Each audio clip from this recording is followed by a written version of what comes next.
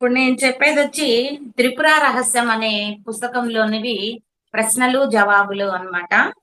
మన చైతన్యం గురించి అసలు మనం ఏంటి అనేది ఆ ప్రశ్నలు జవాబులు ఉంటాయి. ఎక్కడికి క్లాసులకి వెళ్ళినా డైలీ క్లాసులకి వెళ్ళేటప్పుడు లాస్ట్ లో ఈ పాయింట్స్ ఖచ్చితంగా చెప్తానన్నమాట. నాకు బాగా నచ్చిన పాయింట్స్ అది మనం ఈరోజు చెప్పుకుందాము. ఓకేనా? ఓకే. ఆకాశం కన్నా విశాలమైనది, పరమాణువు కన్నా సూక్ష్మమైనది ఏది? అది ఏ రూపంలో ఎక్కడ ఉండును? ఇది ప్రశ్న అన్నమాట. జవాబు: చైతన్యం ఆకాశం కన్నా విశాలం, పరమాణువు కన్నా సూక్ష్మం. అది స్ఫురణ ఏ రూపంగా ఆత్మలో ఉంది. ఆకాశం కన్నా విశాలమైనది ఏంటి అంటే చైతన్యం. పరమాణువు కన్నా సూక్ష్మమైనది ఆ ఆ చైతన్యము పరమాణువు కన్నా సూక్ష్మమైనది. అది ఎలా ఉంటుంది అంటే స్ఫురణలో రూపంగా ఆత్మలో ఉంది. ఎక్కడుంది ఆ చైతన్యం అంటే ఆత్మలో ఉంది అని అర్థం. అది ఒక్కటే విశాలంగా ఉండి మిక్కిలి సూక్ష్మంగా ఎలా అగును? స్ఫురణ అనగా ఏమిటి? ఆత్మ అనగా ఏమిటి? చైతన్యం సమస్తమునకు కారణం అగుటచే విశాలంగా ఉంది. అది ఇంద్రియముల చేత మనస్సు చేత గ్రహించుటకు సాధ్యం కానిది అగుటచే సూక్ష్మమై ఉంది. స్ఫురణ ఆత్మ అనేవి రెండు చైతన్యమే. అరే మరి విశాలంగా ఉంది అని అంటున్నారు కదా, ఎందుకు విశాలంగా ఉంది అని అంటే చైతన్యం సమస్తానికి మూల కారణం. అంటే చైతన్యం ఈ సృష్టి అంతా విస్తరించుంటుంది కాబట్టి అది విశాలంగా ఉంది. అది మరి ఎందుకు సూక్ష్మంగా ఉంది అని అంటే ఇంద్రియముల చేత మనస్సు చేత గ్రహించుటకు సాధ్యం కానిది అగుటచే సూక్ష్మమై ఉంది. మన ఇంద్రియాల ద్వారా కనుక్కోలేము, అలాగే మనస్సు చేత కూడా ఆత్మని గుర్తించలేమన్నమాట. స్ఫురణ ఆత్మ అనేవి రెండు చైతన్యమే. స్ఫురణ అనగా ఏమిటి? దానికి స్ఫురణ ఆత్మ రెండు కూడా చైతన్యమే. అది ఏ స్థానంలో పొందదగి ఉంది? దానిని పొందుటకు సాధనం ఏమిటి? దానిని పొందుట వలన ఏమి కలుగును? ఆ చైతన్యం ఏ స్థానంలో ఉంది? దాన్ని పొందాలంటే మనం ఏం చేయాలి? దాన్ని పొందితే వచ్చే లాభాలు ఏమిటి అని అడుగుతున్నారు. దానిని పొందదగిన స్థానం బుద్ధి. ఏకాగ్రత వలన అది లభించును. అది లభిస్తే పునర్జన్మ ఉండదు. ఎక్కడుంటుంది అనంటే ఆ చైతన్యం బుద్ధిలో ఉంటుంది. అది ఎలా లభిస్తుంది అంటే ఏకాగ్రత వల్ల లభిస్తుంది. దానిని పొందడం వల్ల ఏం జరుగుతుంది అనంటే పునర్జన్మ అనేది ఉండదు. మన ఆత్మస్థితి ఏదైతే ఉందో దాన్ని మనం ఎప్పుడైతే తెలుసుకుంటామో అప్పుడు మనకి పునర్జన్మ అనేది ఉండదు. నీవు చెబుతున్న బుద్ధి ఏది? దాని యొక్క ఏకాగ్రత అనగా ఎలా ఉండును? జన్మ అనగా ఏమిటి? జడత్వం చేత ఆవరింపబడిన చైతన్యమే బుద్ధి. మనం చెప్పుకునే బుద్ధి ఏంటి అంటే జడత్వం. మనకి తెలివితేటలు ఉన్నాయే కానీ జడత్వంతో ఉంటామన్నమాట. అంటే ఆత్మస్థితి తెలియకపోవడం జడత్వం అన్నమాట. దృశ్యములందు ప్రసరించకుండా స్వరూపంలోనే బుద్ధి నిలిచి ఉండుట ఏకాగ్రత. ఏకాగ్రత ఏంటి అంటే అన్నింటి వైపుకి మన మనస్సుని ప్రసరించకుండా చేయడమే ఏకాగ్రత. దేహమే నేను అనే తలంపు కలగటయే జన్మ. ఈ దేహమే నేను అని అనుకోవడమే జన్మ. దేని వలన చైతన్యం లభించటలేదు? దేని వలన అది లభించును? జన్మ ఎలా కలుగుచున్నది? చైతన్యం మనకి ఎందుకు లభించడం లేదు అనంటే అవివేకం వలన చైతన్యం లభించడం లేదు. ఆత్మ చేతనే అది లభిస్తున్నది. కర్తృత్వ అభిమానం వలన జన్మ కలుగుచున్నది. జన్మ ఎలా కలుగుతుంది అనంటే నేను చేస్తున్నాను, నేను నాది అని అనుకుంటూ ఉండడం వల్ల జన్మ కలుగుతూ ఉంది. మరి చైతన్యం అవివేకం వలన మన చైతన్యం లభించడం లేదు. ఆత్మ చేతనే అది లభిస్తుంది. మనం ఆత్మతత్వం ఎప్పుడైతే అర్థమవుతుందో అప్పుడు మాత్రమే మనం ఆ చైతన్యాన్ని గుర్తించడం జరుగుతుంది. నీవు చెప్పిన అవివేకం ఎటువంటిది? ఆత్మ అనగా ఏమిటి? కర్తృత్వాభిమానం అనగా ఏమిటి? నీవు చెప్పే ఆ అవివేకం అంటే ఏంటో చెప్పు అనంటే దేహమునకు ఆత్మకు భేదం తెలియకుండాటయే అవివేకం. ఆత్మ అనగా ఏమిటో నీ స్వరూపమునే ప్రశ్నిస్తూ తెలుసుకును. నేను కర్తను అనే జ్ఞానం యొక్క వాసనయే కర్తృత్వాభిమానం. అవివేకం అంటే ఏంటంటే దేహమునకు ఆత్మకు మనకి భేదం తెలియడం లేదు. నేను వేరు, దేహం వేరు అనే భావనలోకి రావడం లేదు. రెండు ఒకటే అనే భావనలోనే ఉంటున్నాం. దానినే అవివేకం అని అంటారు. ఆత్మ అనగా ఏమిటంటే మీ స్వరూపంని ప్రశ్నిస్తూ ఉండు. అంటే రాణ మహర్షి గారు చెప్తారు కదా! నేను ఎవరు అనేది ప్రశ్నిస్తూ ఉంటే నువ్వెవరో నీకు అర్థమవుతుంది. నేను కర్తను అనే జ్ఞానం యొక్క వాసనయే కర్తృత్వాభిమానం. కర్తృత్వాభిమానం అంటే ఏంటి అంటే నేను కర్తను అంటే నేను నాది అనేది భావన ఉండడమే. ఇవన్నీ నేనే చేస్తున్నాను. ఆ దైవం కాదు నా చేత చేయించడం. నేనే చేస్తున్నాను అని అనుకుంటూ ఉండడమే కర్తృత్వాభిమానం. కర్తృత్వం లేకుండా చెయ్యండి అని అంటారు. భగవద్గీతలో కృష్ణ భగవానుడు. మనం ఏంటంటే కర్తృత్వ భావంతో చేస్తామన్నమాట. ఆయనేమో ఆ భావం లేకుండా చేయమని చెప్తున్నారు. అవివేకం దేని చేత నశించును, అది దేని వలన లభించును, అది దేని వలన కలుగును. మరి అవివేకం అంటున్నారు కదా, అవివేకం దేని వల్ల నశిస్తుంది అనంటే విచారము చేత అవివేకం నశించును. విచారము అన్న విచారణ అన్నా కూడా ఒకటే అన్నమాట. వైరాగ్యం వలన విచారం లభించును. వైరాగ్యం కలుగుటకు దోష దృష్టి కారణము. అవివేకం దేని వల్ల లభిస్తుంది అంటే విచారము చేత. అంటే మనం ఎప్పుడైతే అవివేకం ఎప్పుడు నశిస్తుంది అంటే విచారణ చేయడం, అంటే ప్రతిదీ తెలుసుకోవడం వల్ల మనలో ఉండే అవివేకం నశిస్తుంది. వైరాగ్యం వలన విచారం లభించును. మరి విచారం ఎలా లభిస్తుంది అనంటే వైరాగ్యం వలన. వైరాగ్యం కలుగుటకు కారణం ఏంటి అంటే దోష దృష్టి. అంటే మనం చూసే దృష్టిలో భేదభావం వలన మనకి వైరాగ్యం కలగకుండా పోతుంది. ఆ దోష దృష్టి గాని పోగొట్టుకున్నామంటే అసలైన వైరాగ్యం మనకి లభిస్తుంది. విచారం అనగా ఏమిటి? దేనిని వైరాగ్యం అంటారు? దోష దృష్టి ఏది? దృక్కును దృశ్యమును పరీక్షించుచుండుట విచారము. దృక్కు అంటే చూసేది, దృశ్యము ఆ ఎదురుగా ఉండే దృశ్యము, ఈ రెండింటిని పరీక్షించుచుండుటే విచారం. అంటే దృశ్యంలో రాగం లేకుండుట వైరాగ్యం. చూసే దానిలో రాగము అనురాగము లేకుండా నిర్లిప్తంగా ఉంటే దాన్ని వైరాగ్యం అని అంటారు. దృశ్యంలో ఇది దుఃఖమును కలిగించును అనే భావన కలిగి ఉండటమే దోష దృష్టి. దోష దృష్టి అంటే ఏంటి అంటే చూసే దృశ్యంలో ఇది మనకి దుఃఖం కలిగిస్తుంది అనే భావన కలిగి ఉండటమే దోష దృష్టి. అంటే చూసే భావాన్ని మనం కరెక్ట్ గా గాని మార్చుకున్నాము అంటే మన దృష్టి మారుతుంది. దృష్టి మారింది అని అంటే ఆటోమేటిక్ గా వైరాగ్యం అనేది వస్తుంది. ఆ వైరాగ్యం అనేది రావాలి అని అంటే ఆ చూసే దృశ్యంలో రాగము పెంచుకోకుండా ఉండాలి. రాగం అంటే అనురాగం, అంటే ప్రేమ. ఆ ప్రేమ అనేది పెంచుకున్నప్పుడు మాత్రమే మనకి బాధ దుఃఖము అనేది వస్తుందన్నమాట.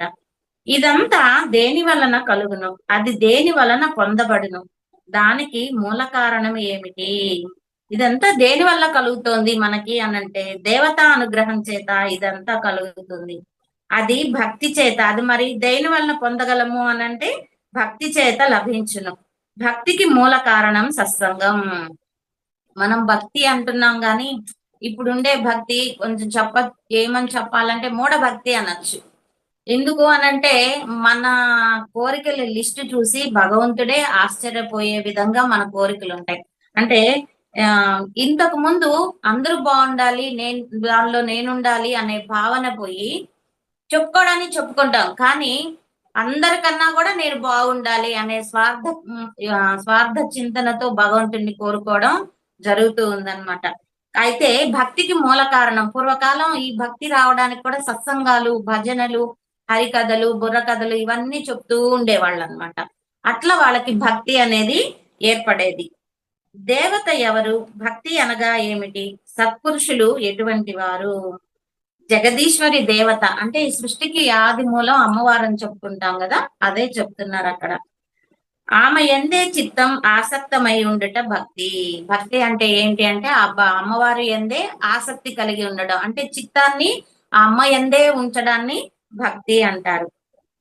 శాంతులు దయాశాలురు అయిన వారు సత్పురుషులు. సత్పురుషులు ఎవరయ్యా అంటే శాంతంగా ఉండేవారు, దయ కలిగిన వారు సత్పురుషులు అన్నమాట. లోకంలో భీతి కలవాడు ఎవడు? ఎల్లప్పుడూ దుఃఖమును పొందువాడు ఎవడు? ఎప్పుడూ దైన్యమును పొందుచుండువాడు ఎవడు? లోకంలో భీతి కలవాడు ఎవరంటే మహాధనం కలవాడు భీతులు. ఎక్కువ డబ్బున్న వాడికి నిద్రే పట్టదు. వాడు రోజు ఒక టాబ్లెట్ వేసుకుంటే గాని వాడికి నిద్ర రాదు. ఎందుకంటే ఆ డబ్బు ఎవరు దోచుకొని పోతారా అనే భయంతో వాడికి నిద్ర పట్టదు. ఇది మనం చెప్పుకోవడం కాదు. ఈ త్రిపుర రహస్యం అంటే ఎప్పుడు కృతయుగం నాటివి ఇవి. చూడండి అప్పటి నుంచి అవే కంటిన్యూ అవుతున్నాయి. మనం నేర్చుకుంటూనే ఉంటున్నాం, జన్మలెత్తుతూనే ఉంటున్నాం, అవే కంటిన్యూ అవుతూనే ఉన్నాయి. మహాధనం గలవాడు బీతుడు, పెద్ద కుటుంబం కలవాడు దుఃఖమును పొందును. పెద్ద కుటుంబం పూర్వకాలం అంతే కదా, 10 మంది 12 మంది పిల్లలు ఉండేవాళ్ళు. వాళ్ళు ఎప్పుడూ సంతోషంగా ఉన్నట్టు ఉండేది కాదు. ఎందుకంటే సంపాదించిన సంపాదన అందరికీ సరిపోయేది కాదు. చాలా జాగ్రత్తగా ఖర్చు పెట్టుకుంటూ భయం భయంగానే బతికేవాళ్ళు అనమాట. ఎప్పుడు ఎవరు ఉంటారో తెలియదు, ఎప్పుడు ఎట్లా వెళ్ళిపోతారో తెలియదు. అప్పట్లో హాస్పిటల్స్ లేవు, డాక్టర్లు లేరు, ఏమీ లేదు, అంతా నాటు వైద్యంతో ఉండేవాళ్ళు. కాబట్టి పెద్ద కుటుంబం గలవాడు ఎప్పుడూ దుఃఖంతోనే ఉంటాడు. ఆశాగ్రస్తుడు ఎల్లప్పుడూ దీనుడు. ఆశాగ్రస్తుడు ఎప్పుడు ఆశ, ఎంత ఉన్నా కూడా ఇంకా ఆశ ఉన్నవాడు ఎల్లప్పుడూ దీనుడే. దీనంగానే ఉంటుంది. మా గురువు గారు చెప్తారు, ఆ అన్నదానం ఎందుకు గొప్పదమ్మా అని అంటే, ఆవిడ చెప్పారు, ₹1,00,00,000 ఇచ్చినా గాని వాడు ఆ బ్యాగ్ సాయి చూస్తుంటాడంట. ఎందుకమ్మా అనంటే, ఈ ₹1,00,00,000 ఎక్కడ పెట్టుకునేదిరా, ఆ బ్యాగ్ ఏం చేసుకుంటా, ఆ బ్యాగ్ కూడా ఇచ్చే నాకు అని బ్యాగ్ సాయి చూస్తాడంట. అదే అన్నం గాని పెట్టావంటే, కడుపు నిండిన తర్వాత ఇంకొక ముద్ద పెట్టుకో నాయనా అంటే వద్దు అని అంటాడంట. అందుకని పూర్వకాలంలో అన్నదానం గొప్పది అనేవాళ్ళు. ఇప్పుడు అన్నదానం అనేది ప్రతి చోట ప్రతిరోజు ఏదో ఒక గుళ్ళో అన్నదానం కామన్ అయిపోయింది. కాబట్టి సోమరితనం కూడా పెరిగిపోయింది చాలా మందికి ఈ అన్నదానాల వల్ల. ఇప్పుడు ఏం చెప్తున్నారంటే, అన్ని దానాలలో కల్లా జ్ఞానదానం గొప్పది అని చెప్తున్నారు. ముఖ్యంగా మన పిరమిడ్ సంస్థ వాళ్ళు అన్ని దానాలలోకెల్లా జ్ఞానదానం గొప్పది అంటారు. ఆ జ్ఞానం గాని మనం ఇచ్చామంటే వాళ్ళు ఆ అన్నాని కోసం అక్కడికి వెళ్ళాల్సిన అవసరం ఉండదన్నమాట. కాబట్టి ఆశాగ్రస్తుడు ఎల్లప్పుడూ కూడా దీనంగానే ఉంటాడు. 100 కోట్ల ఆస్తి ఉన్నా కూడా ఇంకోటితో చూసుకొని నాకు 1000 కోట్ల ఆస్తి లేదే అని దీనంగానే చూస్తూ ఉంటాడనమాట. భయం లేనివాడు ఎవడు, దుఃఖం లేని వాడెవరు, దైన్యం లేని వాడెవరు. మరి ఇవన్నీ చెప్పావు కదా, వీళ్ళెవరు అని అడుగుతున్నారు. సంఘరహితునకు భయం ఉండదు. సంఘరహితుడు అంటే అతనికి ఎవరు శత్రువులు ఉండరు. అజాత శత్రువు అని అంటారు కదా. శత్రువులు లేని వాడికి భయం ఉండదు. మనస్సును జయించిన వానికి దుఃఖము కలగదు. మనస్సును ఎప్పుడైతే జయిస్తామో మనకి దుఃఖం అనేది ఉండదు. తెలుసుకోవాల్సిన దానిని ఎవడు తెలుసుకుని ఉండునో వాడికి దైన్యం ఉండదు. తెలుసుకోవాల్సిన దాన్ని ఎప్పుడైతే తెలుసుకుంటామో, ఈ జీవితం అంతా ఒక మాయ, ఏదో ఒక రోజుకి వెళ్ళిపోయే వాళ్ళమే, దీనికి ఎందుకు మనం భయపడాలి, బాధపడాలి అని ఎప్పుడైతే మనం ఆ జ్ఞానాన్ని పొంది ఉంటామో అప్పుడు దైన్యం అనేది ఉండదు. గుర్తించుటకు వీలు లేని వాడు ఎవడు, దేహం కలవాడై కూడా ఎవడు విదేహుడు, నిష్క్రియుడైన వానికి ఎటువంటి క్రియ ఉండును. గుర్తించుటకు వీలు కాని వాడు ఎవరు అనంటే జీవన్ముక్తుడు గుర్తించుటకు వీలు కాడు. కొంత ఇప్పుడు ఆడంబరాలు ఆటోపాలు పెరిగాయి కానీ పూర్వకాలం యోగులంతా సంఘానికి దూరంగా ఉండేవాళ్ళు. ముఖ్యంగా దత్తాత్రేయ వంశస్థులైతే వాళ్ళు అసలు పిచ్చి వాళ్ళలాగా ఉంటారు. జీవన్ముక్త స్థితిలో ఉంటారు, పిచ్చి వాళ్ళలాగా ఉంటారు. వాళ్ళని గుర్తించేటప్పటికి ఎప్పటికో ఎన్నేళ్ళో పడుతుంది అనమాట. అంటే వాళ్ళు జీవన్ముక్తి పొంది ఎవరికి అర్థం కాకుండా ఉంటారనమాట. మనకు అక్కలకోట స్వామి గాని, స్వామి సమర్థ గాని, వెంకయ్య స్వామి గాని, వీళ్ళంతా దత్తాత్రేయ అంశాలన్నమాట. ఫస్ట్ లో అంతా వాళ్ళందరినీ పిచ్చివాళ్ళు అనేవాళ్ళు. తర్వాత వాళ్ళలో దైవత్వం తెలుసుకొని జనాలు చేరడం జరిగింది. కాబట్టి జీవన్ముక్తుడు గుర్తించుటకు వీలు కానివాడు. అతడు దేహం కలవాడుగా కనిపిస్తున్నా విదేహుడే అగును.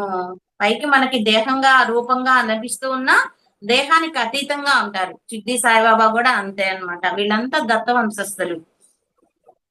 ఊరిక ఉండుటయే వాని పని. మరి వాళ్ళు ఏం చేస్తుంటారు, ఎటువంటి పనులు చేస్తూ ఉంటారంటే ఊరక ఉండుటయే వాళ్ళ పని. మళ్ళీ ఒకసారి చదువుతాం. జీవన్ముక్తుడు గుర్తించుటకు వీలు కానివాడు, అతడు దేహం కలవాడుగా కనిపిస్తున్నా విదేహుడే అగును. ఊరక ఉండుటయే వారి పని. ఏది ఉంది ఏది లేదు, లోకంలో అత్యంత అసంభవమైనది ఏది. ఏది ఉంది అంటే దృక్కు ఉంది, అంటే చూచడం అనేది ఉంది. దృశ్యం లేదు అంటే అక్కడ ఏ భావనతో చెప్పారో కానీ నాకు అర్థం కాలేదు అక్కడ. వ్యవహారం అసంభవం. అసంభవం అంటే వ్యవహారం లేకుండా ఈ భూమి మీద అనేది ఏది లేదు. దృశ్యం లేదు అని అంటే నేను అనుకోవడం ఏంటంటే ఇదంతా కనిపించేదంతా మాయా.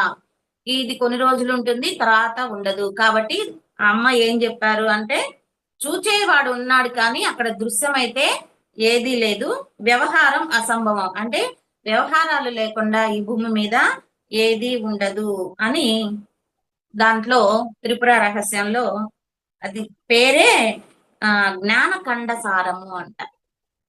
ఇప్పుడు మనం చెప్పుకున్నటువన్నీ మన చైతన్యానికి సంబంధించినవి. మనం ఎలా ఉండాలి, ఎలా ఉండకూడదు అనే వాటి నుంచే ఆ వివరణ అనేది ఉంది. ఆ చైతన్య స్థితిని నువ్వు పట్టుకోవాలి అంటే ఖచ్చితంగా ధ్యానం చేసే తీరాలి. కాకపోతే మనకు అంతా తెలిసినట్లే ఉంటుంది కానీ ఆచరణకు వచ్చేసరికి కొంచెం కొంచెం కాదు బానే కష్టంగా అనిపిస్తుంది. ఒక్కొక్క వాటి ఇది నిజం కదా నిజం కదా అని అనిపిస్తుందే కానీ మనం చేయాలసరికి అబ్బా అని అనిపిస్తుంది అనమాట. అట్లాగే ఇవి కూడా అన్నమాట. సంసారంలో ఉంటూ భక్తితో ఉంటే జీవితంలో ఒడిదుడుకులకు విచలితం కాకుండా ఉండవచ్చు. సంసారంలో ఉంటూ భక్తితో ఉంటే జీవితంలో వచ్చే ఒడిదుడుకులకి విచలితం అంటే చలించకుండా ఉండవచ్చు.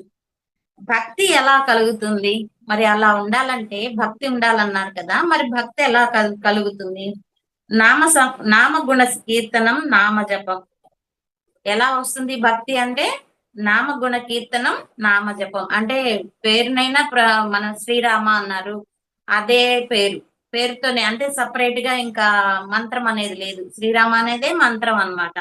అలాగే నామ జపం అట్లయినా జపం చేసుకోవచ్చు. ప్రపంచం అంతా అశాంతితో నిండి ఉంది. భూమి, స్త్రీ, ధనం ఈ మూడింటి కోసం అశాంతి. దేనికోసం అశాంతి అని అంటే ఈ ప్రపంచం, భూమి, స్త్రీ, ధనం. మీరు ఎక్కడైనా చూసుకోండి, ఈ మూడింటి వల్లే మీకు అశాంతి అనేది వస్తుంది. భగవన్నామం మన మనస్సును, దేహాన్ని పవిత్రం చేస్తుంది. ఇప్పుడు మనకు ధ్యానం అని ఇప్పుడు చెప్పుకుంటున్నాము కానీ ఒక తరం 2 తరాల కిందటంతా భక్తే ఉండింది. ధ్యానం ఎవరో 1000 మందికో 100 మందికో ఒకరుండేది. ఉన్నా కూడా అసలు బయటికి తెలియనిచ్చేవాళ్ళు కాదనమాట. కాబట్టి అప్పట్లో భగవన్నామమే ఉంది కాబట్టి ఆ భగవన్నామం చేసుకుంటూ ఉంటే మన మనస్సును, దేహాన్ని కూడా పవిత్రం చేస్తూ ఉంటుంది. ఇప్పుడు రామ మంత్రం చేశారనుకోండి, రామ మంత్రం వల్ల మన కర్మ క్షయం అవుతుంది. ఎలా అంటే రా అంటే అగ్ని బీజం, మా అంటే శక్తి బీజం. మీరు రామ అన్నప్పుడు రా అనంగానే లోపలున్న పైకి వచ్చిన కర్మ దగ్ధం అయిపోతుంది. మా అనంగానే అడుగు అట్టడుగునున్న కర్మని పైకి పుషప్ చేస్తుంది.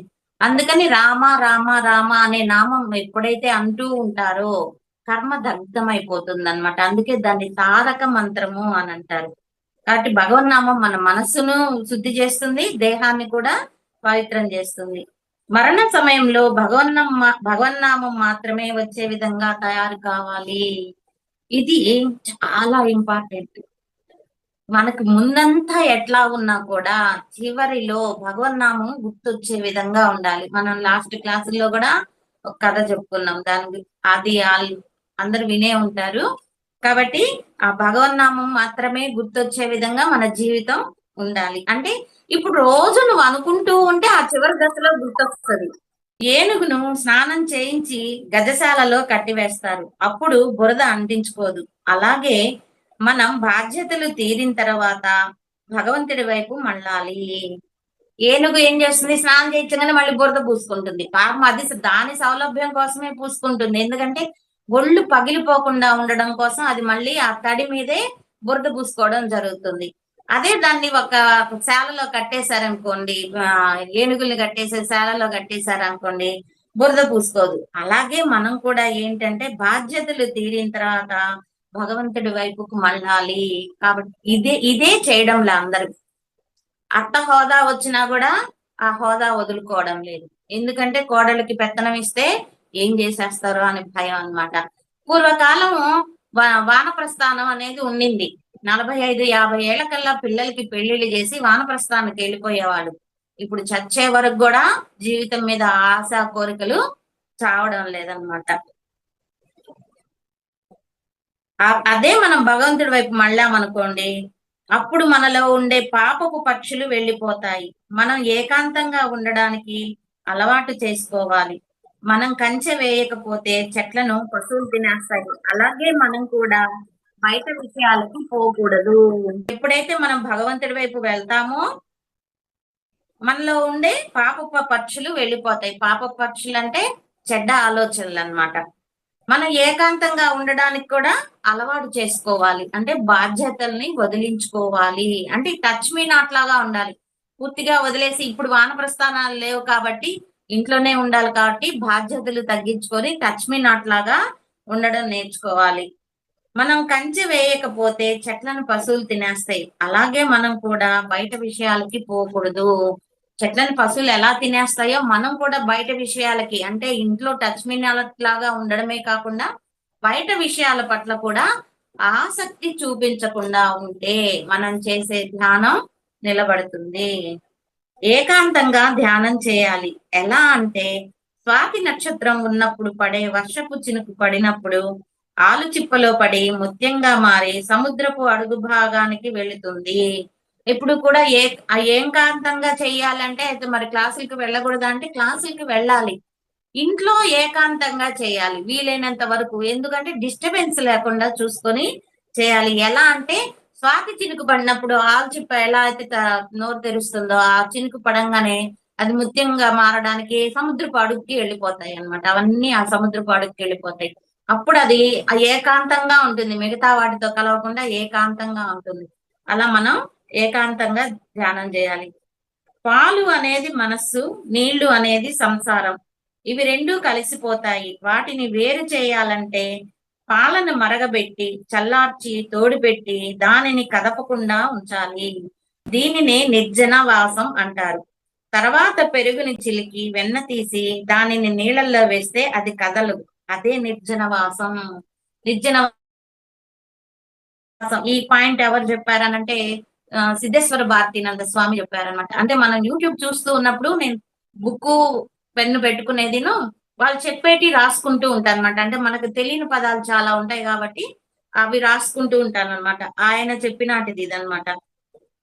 మన సంసారం మనసు రెండు కలిసిపోయి ఉంటాయి. వాటిని మరి వేరు చెయ్యాలి అని అంటే దానికి ఉదాహరణ చెప్పారనమాట. పాలను కాగబెట్టి చల్లార్చి తీసిపెట్టి దాన్ని కదపకుండా ఉంచితే కదపకుండా మీరు కదుపుతూ ఉన్నారనుకోండి ఆ పాలు చీమరేసిన తర్వాత పేరదు, ఇరిగిపోతుంది. కదపకుండా అలాగే ఉంచితే దాన్ని నిర్జన వాసం అంటారంట. తర్వాత అది పెరుగుని చిలికి వెన్న తీసి దాన్ని నీళ్ళల్లో వేస్తే ఆ వెన్న కూడా కదలదు, అలా నిల్చొని ఉంటుంది. నీళ్ళల్లో చూడండి మీకు కావాలంటే, మీరు కదిపితేనే కదులుతుంది. నీళ్ళల్లో వేసిన వెన్న ఆ గిన్నెలో అలాగే ఉంటుంది. అలా కదలకుండా ఉండడాన్ని నిర్జన వాసం అని అంటారంట. అంటే మొత్తానికి చెప్పొచ్చేది ఏంటంటే మీరు ధ్యానం చేయాలంటే కదలకుండా మెదలకుండా కూర్చొని మనస్సును ఏకాగ్రం చేసుకొని ధ్యానం చేయాలని అర్థం. సాధువుల్ని ఎలా గుర్తించాలి? చాలా మంది అడుగుతూ ఉంటారు కదా, సాధువుల్ని ఎలా గుర్తించాలి అంటే మంచి మాస్టర్ని ఎలా గుర్తించాలి అని అంటే ఎవరి మనస్సు అంతరాత్మ ప్రాణం భగవంతునిలో లగ్నమై ఉంటుందో వారే సాధువులు. ఎవరైతే మనస్సు అంతరాత్మ ప్రాణం భగవంతుడితో ఐక్యమైపోయి ఉంటారు వాళ్ళని సాధువులు అంటారు. ఎవరైతే కామిని కాంచనాలను త్యజిస్తారో వారే సాధువులు. కామిని కాంచనాలు అంటే డబ్బు బంగారం ఆడవాళ్ళని వదిలేస్తారే వాళ్లే సాధువులు. స్త్రీలపై ఎప్పుడు కూడా మాతృ దృష్టి కలిగిన వారే సాధువులు. ఏ స్త్రీని చూసినా కూడా తల్లి అనే భావంతో వాళ్ళు చూడడం జరుగుతుంది. భగవత్ విషయాలు తప్ప వేరే మాట్లాడరు. అందరిలో భగవంతుని చూస్తారే తప్ప వేరుగా చూడరు. వాళ్ళు ఎప్పుడు నోరు తెచ్చినా కూడా సినిమా కబుర్లు పిచ్చి కబుర్లు ఉండవు. భగవంతుడి గురించే మాట్లాడతారు. మనకి పీఠాధిపతులు చూడండి, వాళ్ళు ఎప్పుడు భగవంతుడి గురించే మాట్లాడతారు. ఇంకా మిగతా విషయాలు ఏవి మాట్లాడరు. మళ్ళీ పండితులు మాట్లాడతారు, అన్ని రకాల విషయాలు పండితులు మాట్లాడతారు. సాధువులు మాత్రం దేవుడి విషయాలు మాత్రమే మాట్లాడతారు. వాళ్ళు అంతేకాకుండా అందరిలో ఉన్న భగవంతుణ్ణి చూస్తారే కానీ వీడు పలానా అనేది చూడరు అనమాట. ఇప్పుడు రమణ మహర్షి గాని సాయిబాబా గాని వీళ్ళందరూ రాజు వచ్చినా ఒకలాగే ఉంటారు, పేదవాడు వచ్చినా కూడా ఒకలాగే ఉంటారు. వాళ్ళల్లో ఉండే కష్టం ఏందో చూస్తారే కానీ వీళ్ళు గొప్పోడు వీడు పేదోడు అనే భావన ఉండదన్నమాట. అట్లాంటి వాళ్ళని సాధువులు అని అంటారు. సాధువులకు పండితులకు చాలా భేదం ఉంటుంది.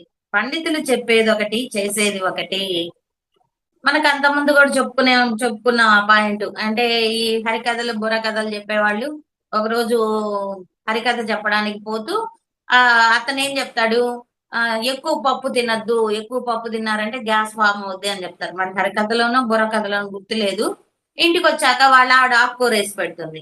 ఇదేంటే పప్పు చేయలేదా అని అంటే, మీరే కదా చెప్పారు పప్పు తింటే గ్యాస్ ఫామ్ అవుద్దని అంటే, అది వాళ్ళకే, నాకు కాదు, నాకు రోజు పప్పు చేసి పెట్టు అంటాడు. అట్లాగా పండితులు ఏంటంటే చెప్పేదొకటి చేసేదొకటి. సాధువులు చెప్పినది చేస్తారు, ఆచరిస్తారు. సాధువులైతే చక్కగా ఆచరిస్తారు. సాధువులు మనకి భగవంతునికి అనుసంధానం కలిగిస్తారు. అందరి ఆశ్రమాల వారికి సాధువులు అవసరమే. సాధువులు మనకేం చేస్తారు అంటే భగవంతునికి అనుసంధానం చేస్తారు. మనం చెప్పుకునే పిరమిడ్ మాస్టర్స్ కూడా అన్నమాట. అందరి ఆశ్రమాల వారికి సాధువులు అవసరమే. ఆశ్రమాలంటే గృహస్థాశ్రమం, సన్యాసాశ్రమం ఇవన్నీ ఉంటాయి కదా, వాళ్ళందరికీ కూడా ఈ సాధువులు అనే వాళ్ళు అవసరమే. వైద్యుని దగ్గరకు ఒకసారి వెడితే రోగం తగ్గదు. అలాగే ఈ సంసారం అనే రోగం తగ్గాలంటే ప్రతిరోజు క్లాసులు వినాలి. వైద్యుడి దగ్గరికి ఒక రోజు పోతే రోగం తగ్గదు. అలాగే మనలో ఉండే ఈ సంసారం అనే రోగం తగ్గాలంటే ప్రతిరోజు క్లాసులు వినాలి. మీరు క్లాసులు అరేంజ్ చేసినట్లు అన్నమాట. సాధు సత్యంగా సాంగత్యం వల్ల లాభాలు ఏమిటి? సాధు సాంగత్యం చేస్తే ఏం లాభాలు వస్తాయి? ఇప్పుడు మనం రోజు క్లాసులు వింటూ ఉంటే ఏం లాభాలు వస్తాయి అని అంటే, సాధు సాంగత్యం వల్ల భక్తి, జ్ఞానం, వైరాగ్యం కలుగుతాయి.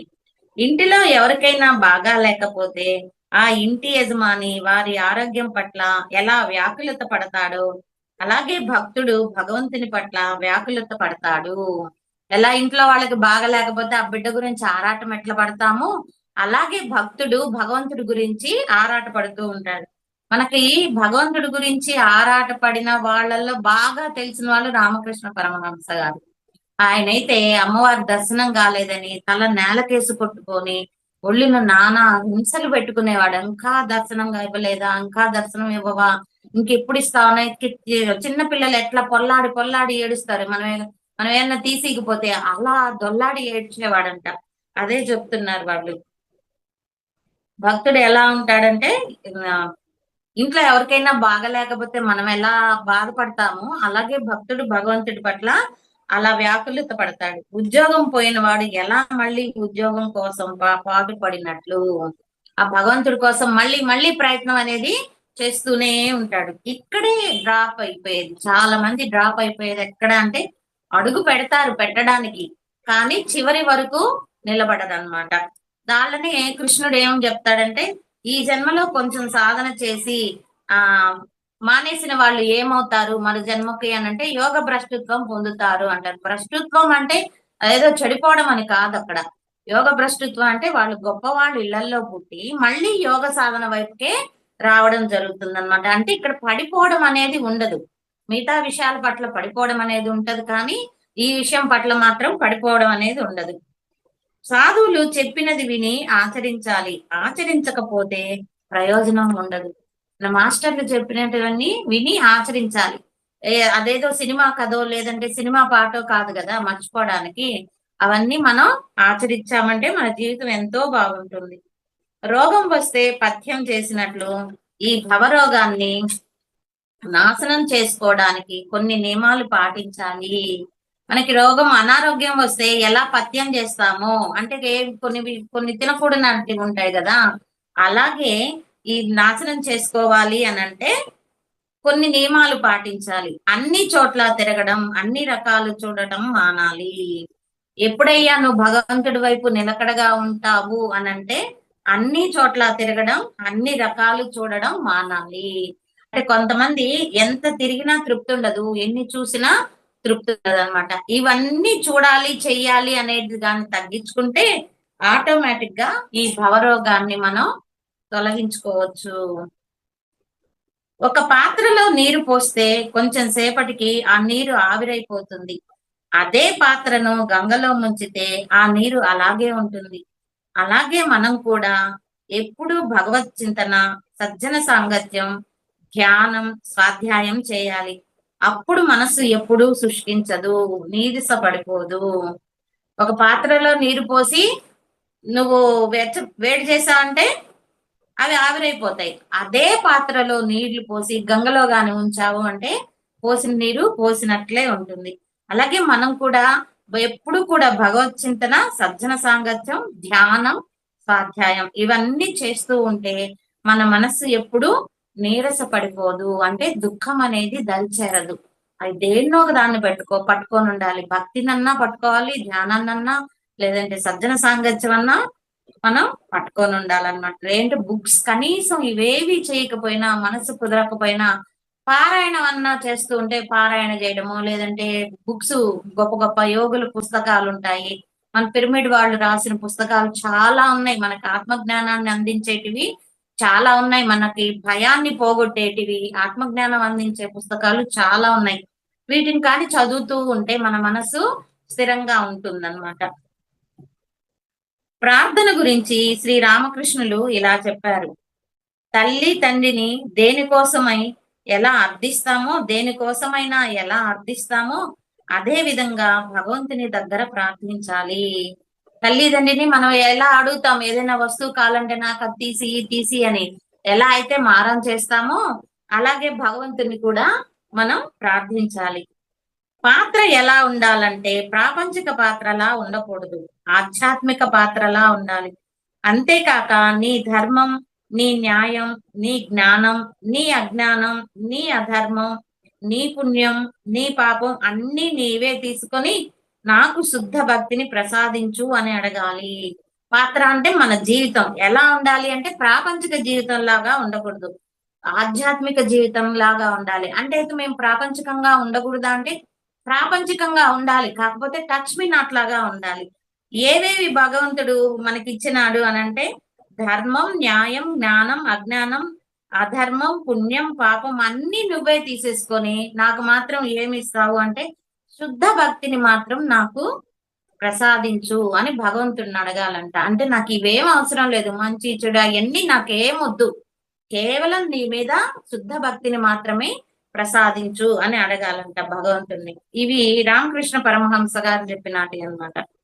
భగవంతునిపై విశ్వాసం లేదు అని ఒక ఆయన అడుగుతాడు. అయితే దానినే అడుగు, దానిని తెలియచేయి అని అడుగు.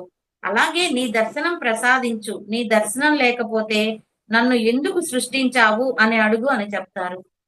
ఒక ఆయన వస్తే నాకు భగవంతుడి పైన విశ్వాసం లేదు, మరి అది ఎలా అంటే అది కూడా ఆయన్నే అడుగు. నాకెందుకు నీ మీద విశ్వాసం లేదు అని దాన్నే అడుగు, ఆయన్నే అడుగు. ఆ ఆ విశ్వాసాన్ని దాన్ని తెలియజేయమని అడుగు. అలాగే నీ దర్శనం ప్రసాదించు అని అడుగు. నీ దర్శనం గాని లేకపోతే నన్ను నీవు ఎందుకు సృష్టించావు అని అడుగు. అన్నింటికి ఆయనే సమాధానం చెప్తారు. అయితే ఆ సమాధానం చెప్పేదాకా మనం వేచి చూడాలి. కేవలం అడిగేసి గమ్మైపోతే కాదు, ఆయన నుంచి సమాధానం రావాలి అంటే ఏం చేయాలి, మనం నిశ్చల సమాధి స్థితిలోకి వెళ్ళాలి. ఎప్పుడైతే సమాధి స్థితి అంటే సమాధానాలు రాబట్టే స్థితిని సమాధి స్థితి అంటారు. ఎప్పుడైతే ఆ సమాధి స్థితికి వస్తామో ఆటోమేటిక్ గా సమాధానం అనేది వస్తుంది. మనం ఏమేమైతే భగవంతుడిని ప్రశ్నించామో అవన్నీ వస్తాయి. అలాగే ఆయన దర్శనం కూడా మనకి అందుతుందన్నమాట.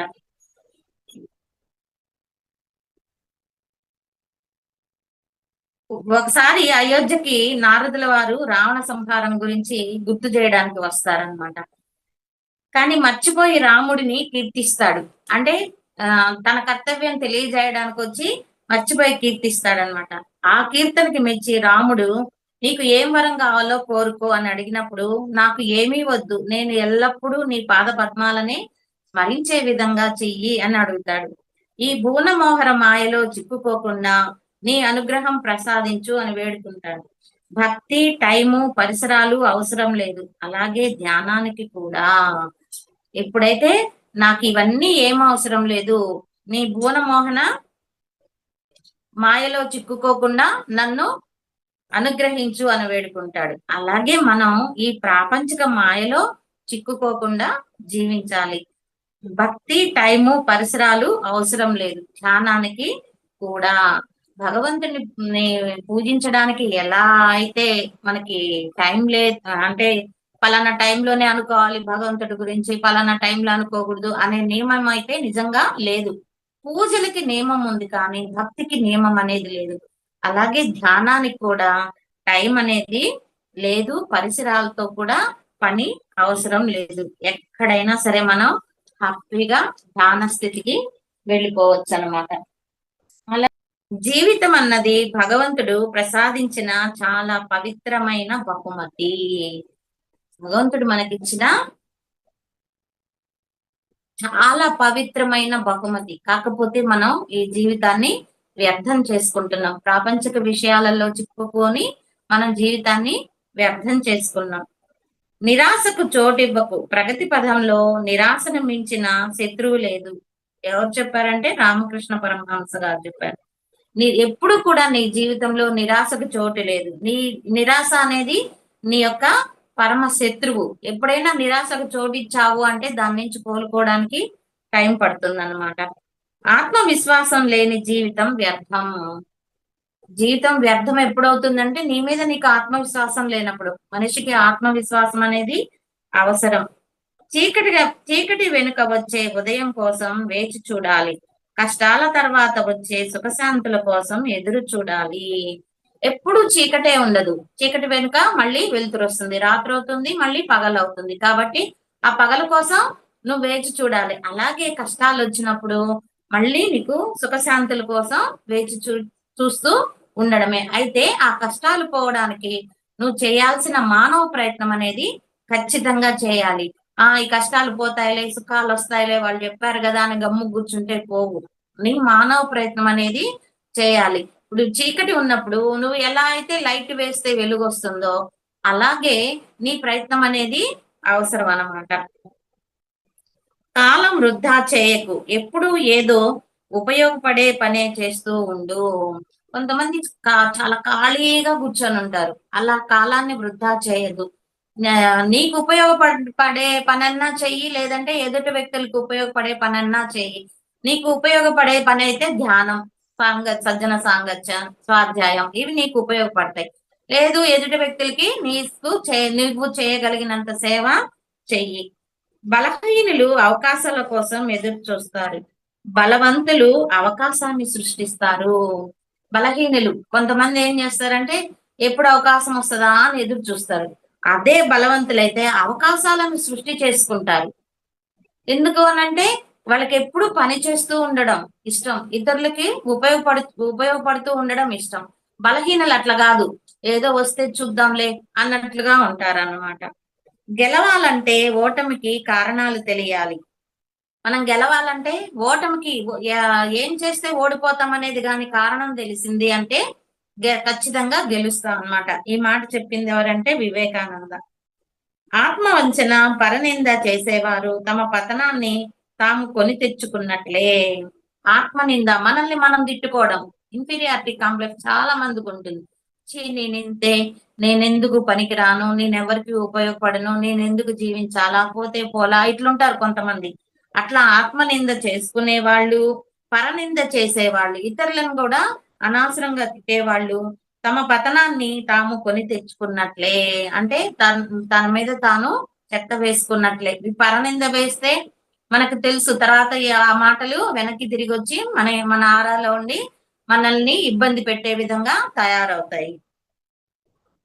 అన్నీ ఉండి కూడా ఇతరులకు సహాయం చేయలేని వారే నిజమైన అనాథలు.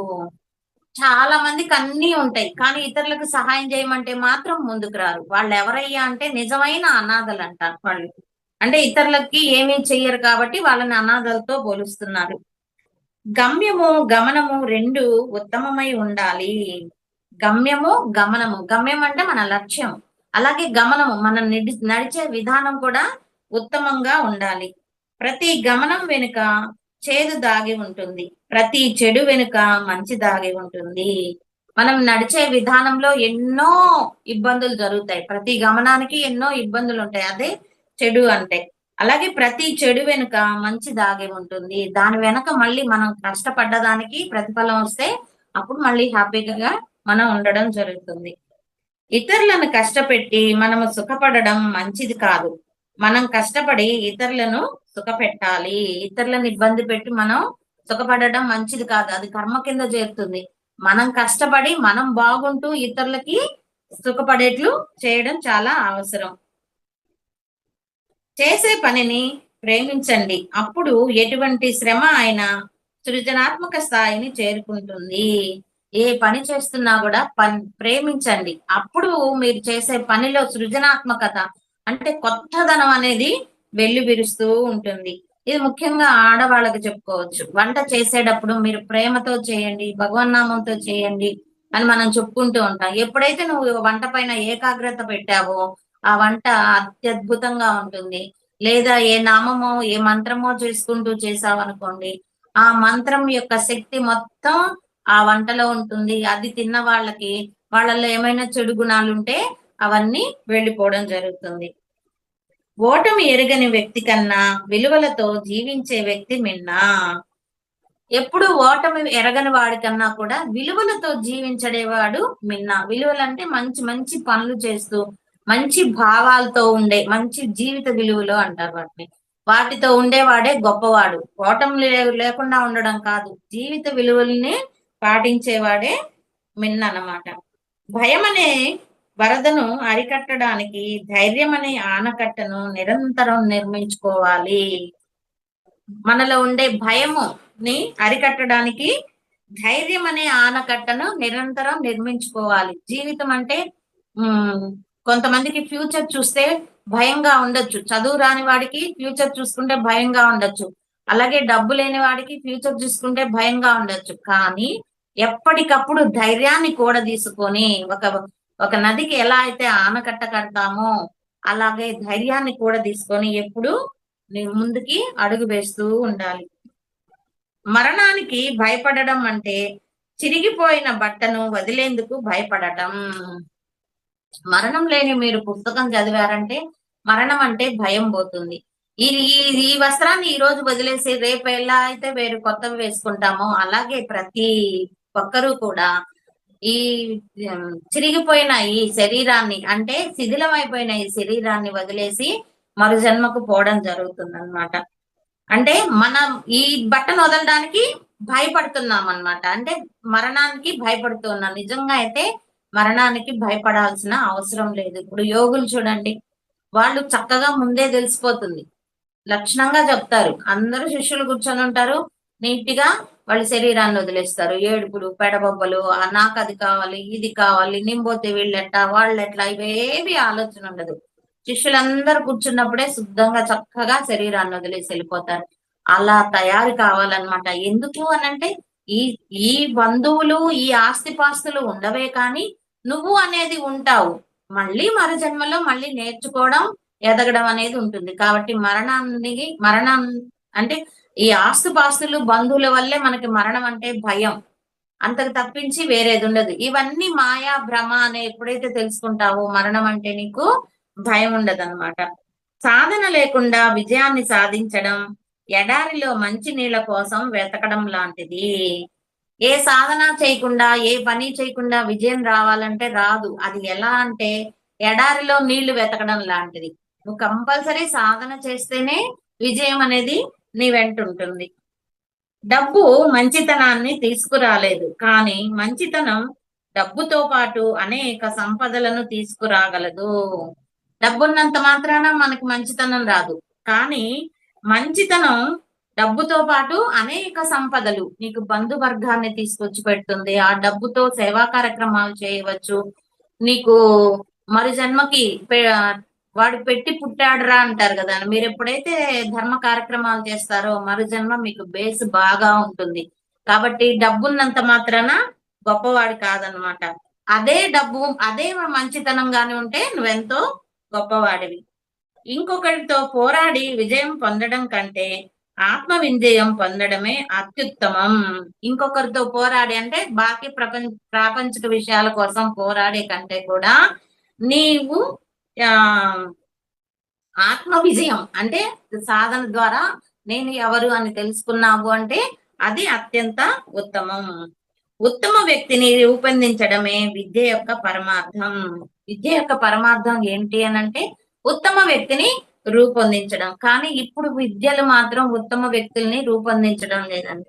స్వార్థం ఏది అసలు పిల్లల్లో ఎలా ఉంటుందంటే, ఎవడైనా సెకండ్ వచ్చాడనుకోండి, వాళ్ళ పేరెంట్స్ అడిగారనుకోండి, అమ్మ వాడు గాని లేకపోతే నేనే ఫస్ట్ అమ్మా అంటారు.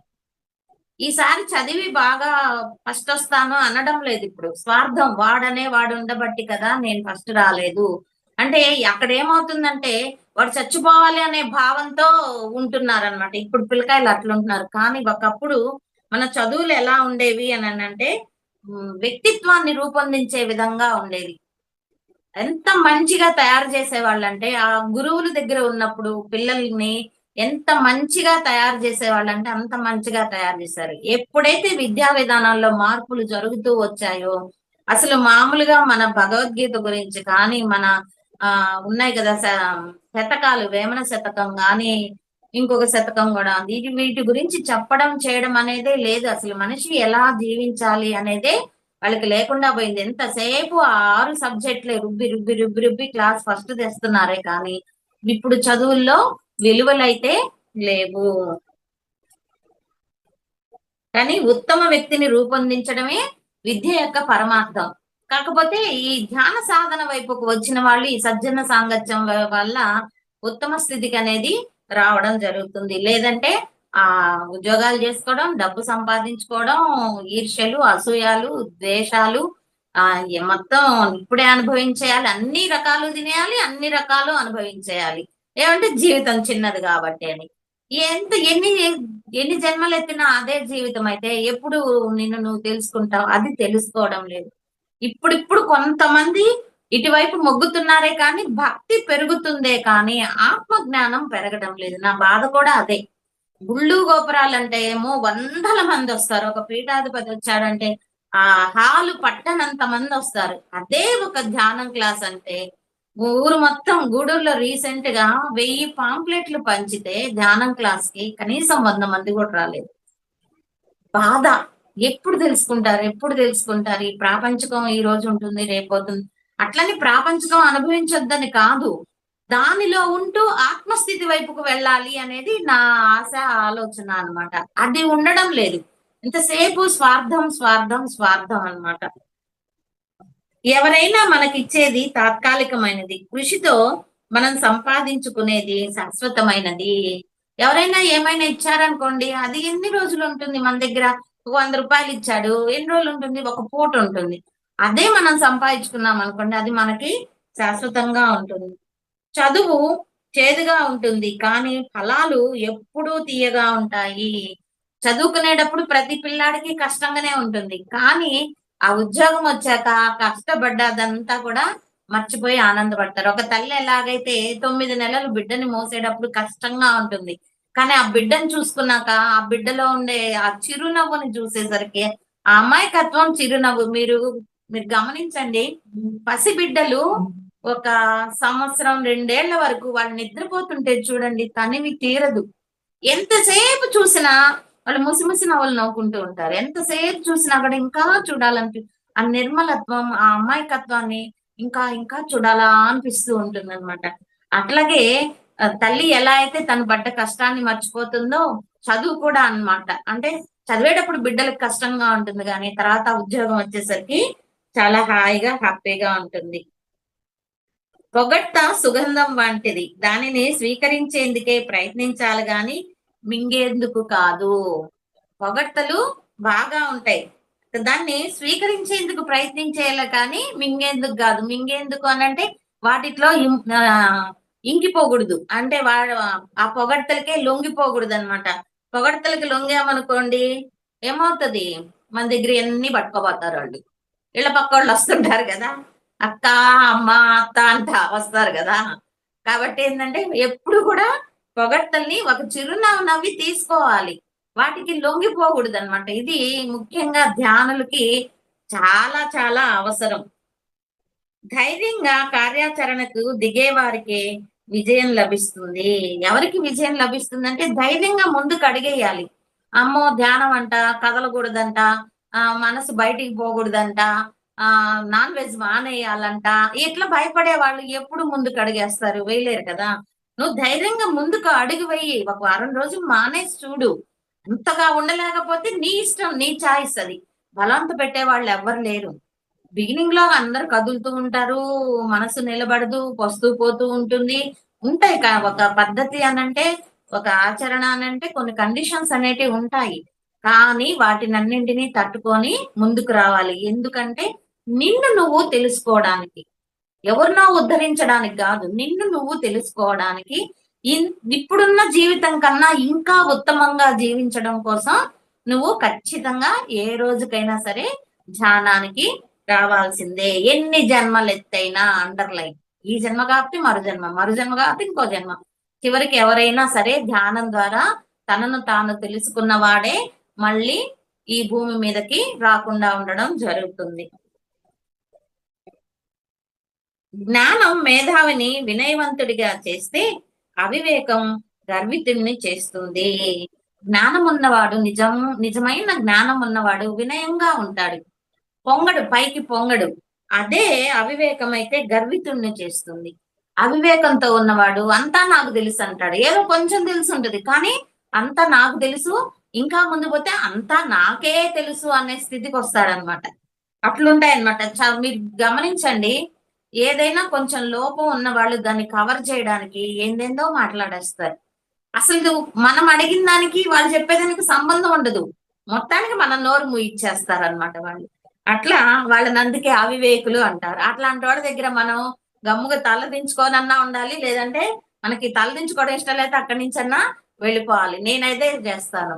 చూస్తాను. ఒక్క క్షణంలో మనకు అర్థమైపోద్ది. చూస్తాను. ఒక చిరునవ్వు నవ్వేస్తాను. ఇంకెదురు సమాధానం ఈయననమాట. వాళ్ళు ఎంతసేపు మాట్లాడుకుంటారు? కాసేపు డప్పా కొట్టుకుంటారు. తర్వాత గమ్మైపోతారు. మన నుంచి ఎదురు సమాధానం రాదు కాబట్టి. ఇవన్నీ మనకెందుకు అవసరం లేదు కదా అనుకుంటే గమ్ముగా పక్కకెళ్ళిపోవడమే. మనిషి తనను తాను తెలుసుకుంటే భగవంతుణ్ణి తెలుసుకున్నట్లేగా. మనల్ని మనం తెలుసుకుంటే భగవంతుణ్ణి తెలుసుకున్నట్లే. రామకృష్ణ పరమహంస గారు చెప్తారు. అంతే కదా! ఎప్పుడైతే మనల్ని మనం తెలుసుకోవడం అంటే మనమే భగవంతుళ్ళం అని చెప్తున్నాం. పత్రిజీ గారు ఫస్ట్ నుంచి చెప్తున్నారు. మేము కూడా ఫస్ట్ లో యాక్సెప్ట్ చేయలా. సార్ చెప్తే మీరే భగవంతుళ్ళు, మీరే భగవంతుడు, మీరే దేవుడు అనంటే మాకొచ్చిన డౌట్ ఏందంటే ఈయనేంది మనల్ని దేవుడు అంటున్నాడు. మరి దేవుడు ఏదనుకుంటే అది జరిగిపోతుంది.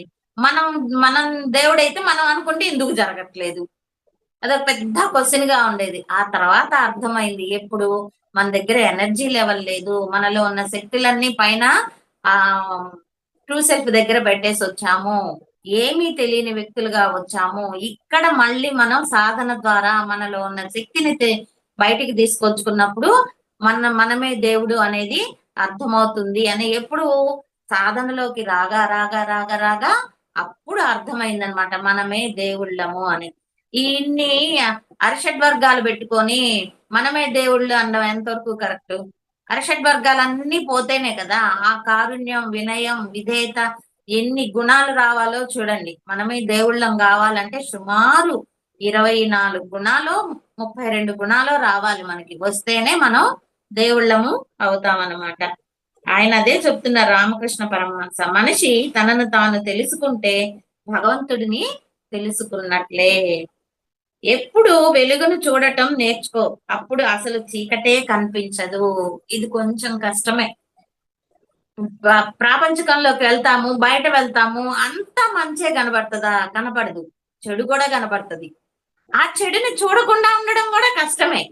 ఎప్పుడైనా చూడండి మంచి వైపు దృష్టి మళ్ళదు. చెడు వైపే దృష్టి మల్లుతుంది. ఒక సినిమాకి వెళ్ళండి, లేదా ఒక ఫంక్షన్ కి వెళ్ళండి, ఇంకెక్కడికైనా వెళ్ళండి, ఒక పిక్నిక్ కి వెళ్ళండి. అక్కడ ఉండే చెడే మన దృష్టిని ఆకర్షిస్తుంది. వాళ్ళు ఏమంటారు? నీలో ఆ చెడు భావనలు ఉన్నాయి కాబట్టే నువ్వు వాటిని ఆకర్షిస్తున్నావు అని అంటారు. అది ఎంతవరకు కరెక్టో నాకు ఎప్పుడు డౌటే ఆ క్వశ్చన్ మాత్రం. అంటే మన కళ్ళెదురుగా ఉన్నదాన్ని కూడా మనం చూడకుండా ఉండాలి అంటే అది ఒక్కొక్కసారి వల్ల కాదు. కంటెదురుగా ఉంటుంటది అది. చెడు దృశ్యం ఉంటుంటది. కానీ వీళ్ళేం చెప్తారు అనంటే నువ్వు ఎప్పుడు చెడును చూడకుండా మంచినే చూస్తూ ఉంటే నీకు చెడు అనేది కనిపించదు. ఇది ద్వంద్వత్వం. ఈ సృష్టిలో మంచి చెడు రెండూ ఉంటుంది. చెడు లేదా అంటే ఉంటుంది. ఉంటేనే ఈ భూమి బ్యాలెన్స్ అవుతుంది. అంతా మంచే ఉందంటే భూమి నిలబడదనమాట. తన శక్తిని కోల్పోతుంది.